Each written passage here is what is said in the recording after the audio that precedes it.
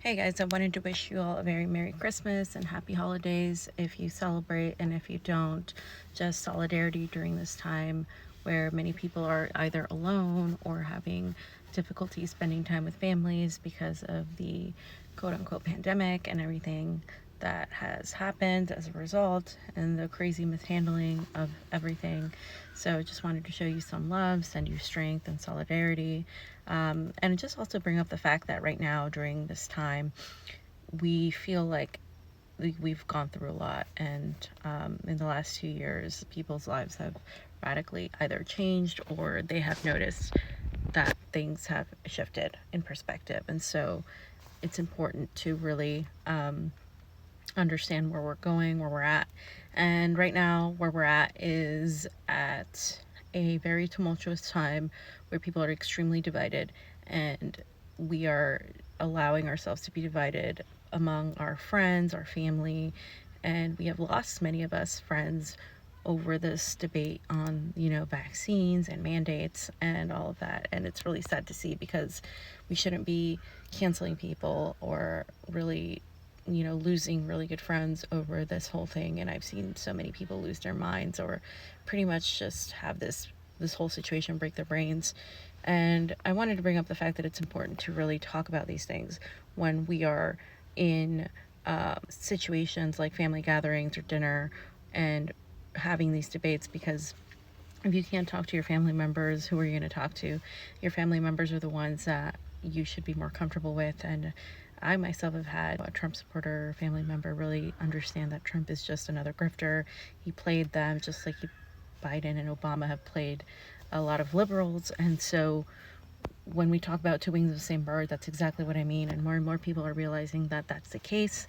They're coming to it on their own terms, and more people think like us than we are led to believe by the propagandized media and, the narrative managers and the politicians, who really, without us being divided, what do they have? We have a one party system, we have an oligarchy, and the illusion of a duopoly. And I think people are starting to see through that more and more.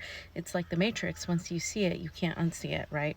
And so it's important to have these conversations in person and not just behind a screen, because behind a screen people can be mean, they can be bullies, they can literally hide themselves, right?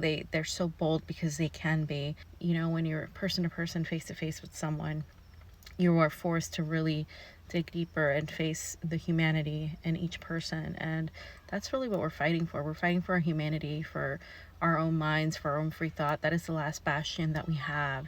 And the predator class is attempting to take that away from us. When we talk about the pandemic and the mandates and the division over the vaccinated and the unvaccinated, or, how we've been lied to this whole time, and we have been, by Anthony Fauci, by Bill Gates, by so many members of the predator class. When we talk about that stuff, that shouldn't be conspiratorial, that should be based on fact.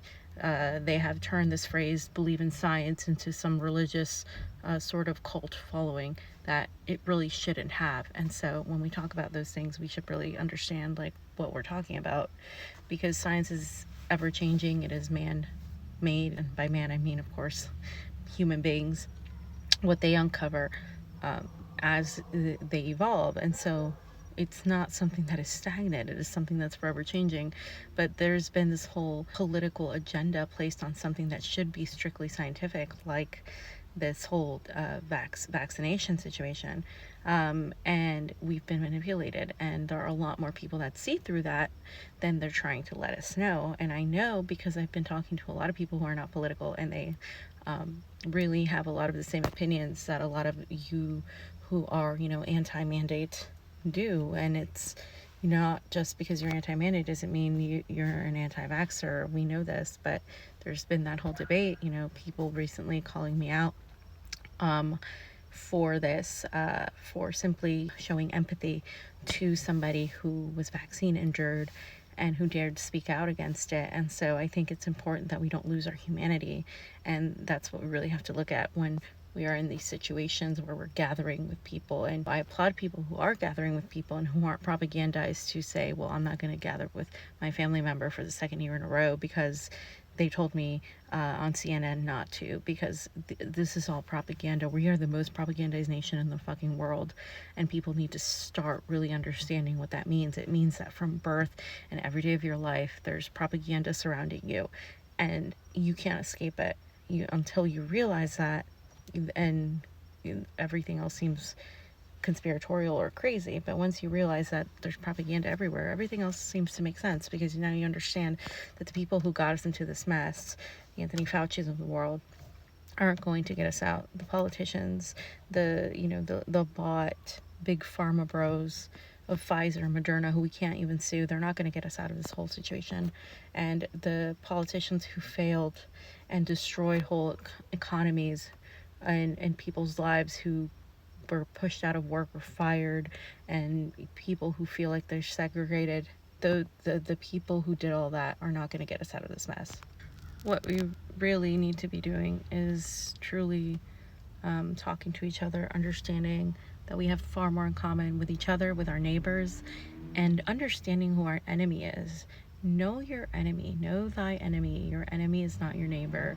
Your enemy is the predator class of elites who are so greedy that they see us as insects to be completely eradicated. They see us as people who are dispensable. They see us as people who really get in their way of just amassing all this luxury and wealth. And so they tell you that there's too many people in the world. They tell you that we don't have enough resources, when we actually truly do have enough resources, and there is plenty for everyone. But there's just a predator class that doesn't want us here, that doesn't want us to really live in harmony with nature. They're trying to privatize everything, and this is all true and valid. You can find the fourth industrial revolution and everything in videos and countless articles. I mean, this is what they discussed at Davos. This is what billionaires like Bill Gates and Elon Musk and all of these elites discuss. These people that are related to every major industry you can think of, from big pharma to real estate to just politics. You can talk about DARPA. You can talk about the relationship and the ties between BlackRock and all of these groups, Vanguard. And this is not conspiratorial. Billionaires get together and they decide the fate of humanity. Why? Because they have all the power and the money. And if you just follow the money, it all makes sense. And so there's a lot of money involved in this pandemic, or as many call it a pandemic. And it doesn't mean that the virus isn't real. It is obviously a real virus. It doesn't mean that we have to not be careful to not contract or get anybody sick. It just simply means that we're being manipulated against each other, rather than at the people who created this for a political and obviously power and profit motive. When we talk about the fourth industrial revolution, it's not some conspiracy thing. It's a real thing. We've had the industrialization of machines. We've had the industrialization of more high technology, like the internet and computers and cell phones. And now, of course, we've had the industrialization of natural resources, which is where we're going with the fourth industrial revolution, as well as the industrialization of the minds. So the imperialism of the mind and our human bodies, or the essence of a human being, and the merging of that with technology. This is what is transhumanism, the creation of human beings as being part tech and AI and all of that. That's not conspiratorial. That is where science is headed. Now, that's not necessarily always a bad thing, but it is a bad thing when it's at the hands of very psychopathic individuals. We really have to understand what we're facing here. We're facing a dark entity, dark entities, dark people who have zero concept of empathy, and who have zero regard to human life, to the sanctity of life and humanity. And we are waging a war with these people, and it is a few people, but it is a very powerful few, and there are more of us than we think, and there are more of us who see this. But we really have to come together and stop buying into this whole ideological culture war that they're putting us against each other. I consider myself a leftist, especially. I consider myself an anti-imperialist, and I even consider myself a advocate of a communist ideology. However, I'm not going to sit here and argue with you about that right now, because for me, the number one thing is to get rid of these fascist authoritarians that are trying to take away your freedom, your freedoms to think, your freedoms to act, your freedoms to have dissent, that are censoring voices you should be hearing, that are censoring the truth. Because if their truth was so truthful and so righteous, they wouldn't be censoring everybody else from hearing the words of dissent. You don't censor people. You don't advocate free speech for only those you agree with. You advocate free speech for everybody, including those you vehemently disagree with. The answer to bad speech is more free speech to counteract it. It's not censorship. And so what we're seeing is a mass censorship, a mass movement to turn a lot of the left into authoritarians. And I'm not going to be a part of that, because I don't believe that that is truly where the values I represent. It's not, on authoritarianism. It's not on this whole for the greater good, I'm going to commit so much evil mentality. You don't get to decide what people do with their bodies. You don't get to decide what people think or the information they hear. That is fascism. And we have to stop this fascism before it takes us over. And so I advocate to everybody that they understand, that even if they do believe that the vaccines are safe and effective, like the CDC has said many times, and that they do, as they say, stop the transmission of the virus, that people are going to have different opinions, that people have been presented different information based on doctors. And so there's going to be, also a distrust in the government that's happened because of the history of what Big Pharma has done, the fact that they have qualified immunity, and the fact that they've been censoring people. It doesn't really help the narrative. And so I'm not advocating for people not to get it or to get it. I'm telling people that they have the right to think whatever the hell they want to think on it, and nobody has the right to tell you what is disinformation, because the fact checkers don't get fact checked. Who is in charge of deciding what information you should and you shouldn't hear? The people's voices who you should be listening to the most are the people who are being censored, the people who are being demonetized, the people who are truly fighting to have some sort of dissent or free thought. Because the next stage in this is, like I said, the imperialism of the mind, the imperialism of our bodies, the imperialism of any sort of attempt at free thought. 1984 is here. This is where we're at. And so we really have to fight that whole narrative. It is one of the most important things because it affects everything else that we want. If you want some sort of Medicare for all, if you want any of that stuff, if you want any sort of free student debt forgiveness, that's not going to happen if we don't have the freedom to fight for it. And that's what they want. They want a subservient, good, yes man kind of working class. They don't want you to question. They want you to just do, and they don't want you to be too smart. But just smart enough to really function and work the machines, right? And it's that whole thing that we really need to look at and pay attention to. And so when we talk about COINTELPRO, the CIA, they've done this whole thing where they've co-opted the left. They've basically taken the left and made them extremely authoritarian and made that ideology say, oh, that's socialism or that's communism, when the reality is, no, that's authoritarianism gearing towards fascism. And so they've gotten them on this whole little carrot that they've dangled and saying it's for the greater good, it's for the greater good, and they've brainwashed these people. And they do it via these Breadtubers that are rich kids that work for operatives, and they pretty much just destroy any sort of revolutionary movement by creating this new age liberalism with woke language.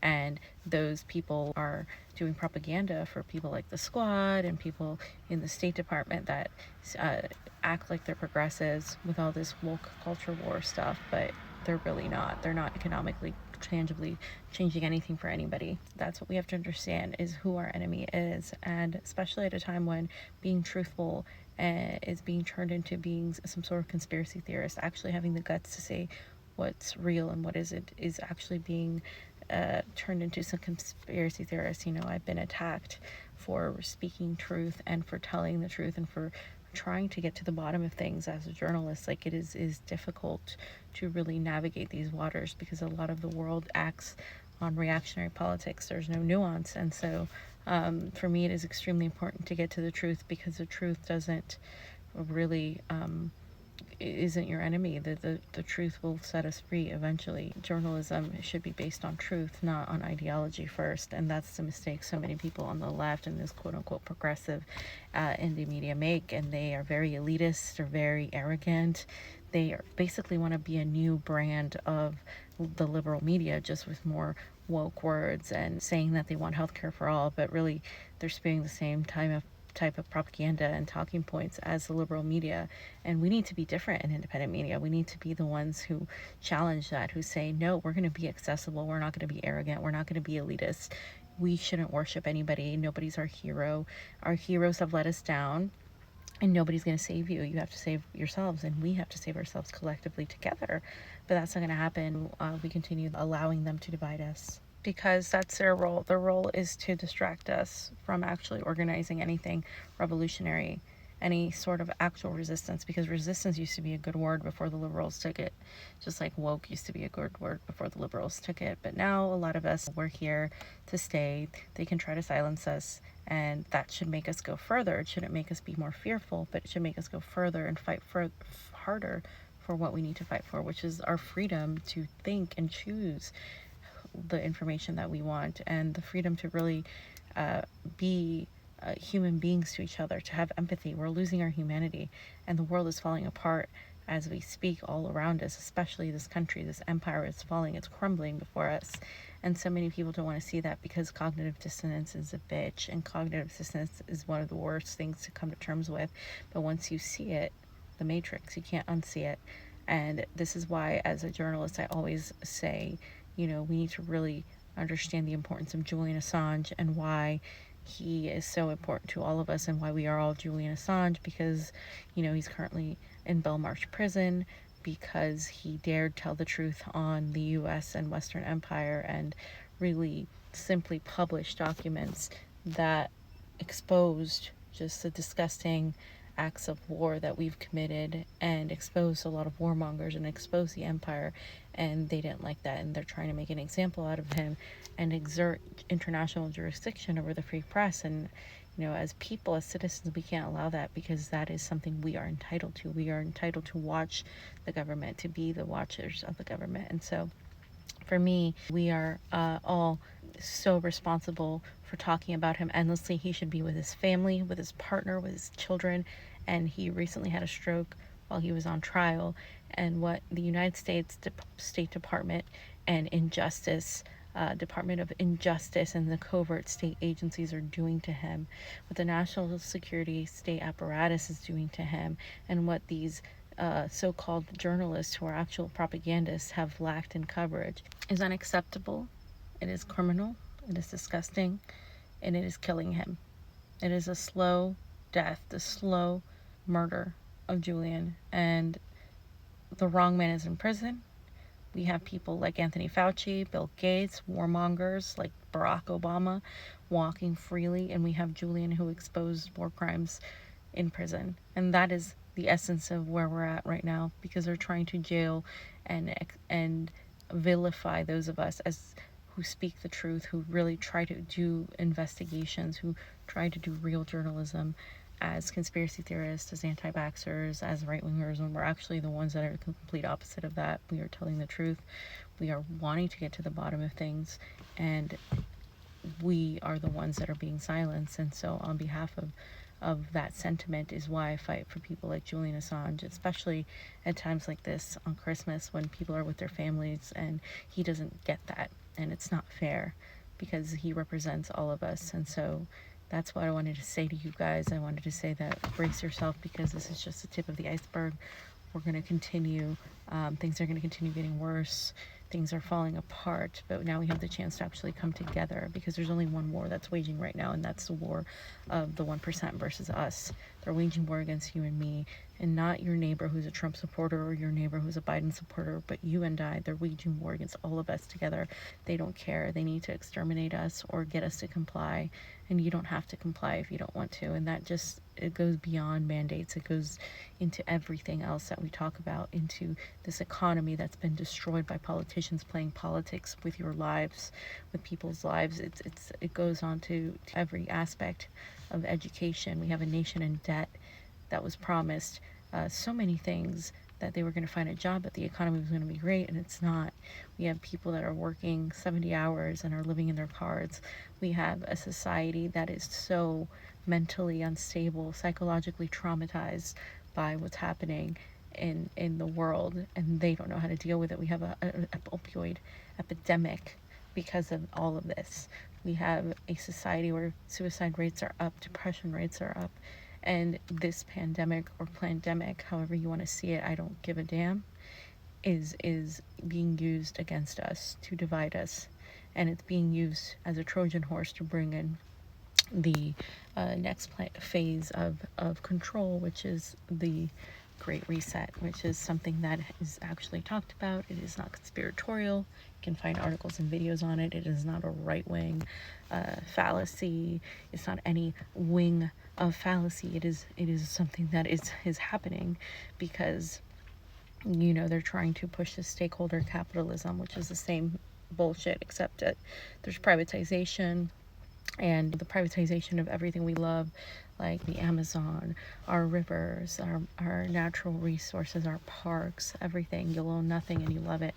And so when we talk about exposing the truth, we have to talk about those of us who are really doing what we can, and not allow others to really diminish who we are or smear us as being the conspiracy theorists when we're actually the ones trying to tell the truth. And so on this day, have those conversations, get together with family members, throw breadcrumbs, bring up these issues that are affecting so many more people than you know. You don't have to be involved in politics to see what the hell is happening out there. You don't have to be in politics to see that they're trying to divide us and pit us against each other, and that's been the age-old thing that the predator class does. And we're facing a very powerful, dark enemy of it's just a group of psychopaths who really have no respect for human life and have no empathy, and we have to come together instead of being divided. And it's as simple as that, as cliche as that. Come together or fall apart. It's that simple. Merry Christmas, happy holidays, solidarity, and strength to all of you.